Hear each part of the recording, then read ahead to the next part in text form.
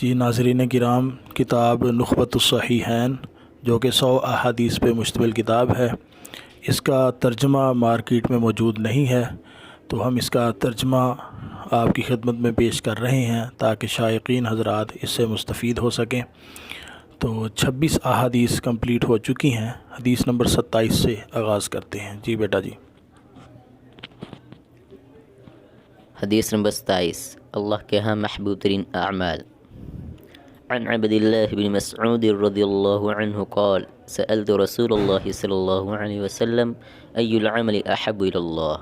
سیدنا عبداللہ بن مسعود رضی اللہ عنہ کہتے ہیں کہ میں نے رسول اللہ صلی اللہ علیہ وسلم سے پوچھا، اللہ کے ہاں سب سے محبوب عمل کون سا ہے؟ قال الصلاة على وقتها، نبی صلی اللہ علیہ وسلم نے فرمایا نماز کو اس کے وقت پر ادا کرنا۔ قال ثم ای، پھر پوچھا ثم ای، اس کے بعد کون سا عمل اللہ کا محبوب ہے؟ قال ثم بر الوالدین، نبی صلی اللہ علیہ وسلم نے فرمایا والدین کے ساتھ حسن سلوک کرنا۔ قال ثم ای، پوچھا پھر کون سا؟ قال الجہاد فی سبیل اللہ، نبی صلی اللہ علیہ وسلم نے فرمایا اللہ کے راستے میں جہاد کرنا۔ حدیث نمبر 28، سید الکونین صلی اللہ علیہ وسلم کی عبادت۔ عن عائشة رضی اللہ عنہا ان نبی اللہ صلی اللہ علیہ وسلم كان يقوم من اللیل۔ سیدنا عائشہ رضی اللہ عنہ بیان کرتی ہیں کہ نبی اکرم صلی اللہ علیہ وسلم راتوں کو اتنا لمبا قیام کرتے تھے حتی تتفطر قدمہ، یہاں تک کہ آپ کے پاؤں پھٹ جاتے۔ فقالت عائشة لما تصنع هذا یا رسول اللہ، سیدنا عائشہ رضی اللہ عنہ نے کہا اے اللہ کے رسول، آپ اتنی زیادہ مشقت کیوں اٹھاتے ہیں؟ وقد غفر اللہ لک ما تقدم من ذنبک وما تأخر، حالانکہ اللہ تعالی نے اپنے آپ کے اگلے اور پچھلے گناہوں کو معاف کر دیا ہے۔ قال افلا احب ان اکون عبدا شکورا، نبی صلی اللہ علیہ وسلم نے فرمایا کیا میں اس کا شکر گزار بندہ بننا ناپسند کروں؟ سیدہ عائشہ، یہ لفظ بولنا، سیدنا نہیں بولنا بلکہ سیدہ عائشہ۔ جی حدیث نمبر 29۔ حدیث نمبر 29، عبادت میں اعتدال و میانہ روی۔ عن انس رضی اللہ عنہ قال دخل النبی صلی اللہ علیہ وسلم المسجد۔ سیدنا انس رضی اللہ عنہ فرماتے ہیں کہ نبی اکرم صلی اللہ علیہ وسلم مسجد میں داخل ہوئے۔ فَإِذَا حَبْلٌ مَمْدُودٌ بَيْنَ السَّارِيَتَيْن، تو آپ کی نظر ایک ایسی رسی پر پڑی جو دو ستونوں کے درمیان میں لٹکی ہوئی تھی۔ فقال ما هذا الحبل، دریافت کیا یہ کیسی رسی ہے؟ قالوا هذا حبل لزینب، لوگوں نے کہا یہ زینب رضی اللہ عنہا نے باندھی ہے۔ فَإِذَا فَتَرَتْ تَعَلَّقَتْ بِهِ، جب وہ نماز میں کھڑی کھڑی تھک جاتی ہیں تو اس کے ساتھ لٹکی رہتی ہیں۔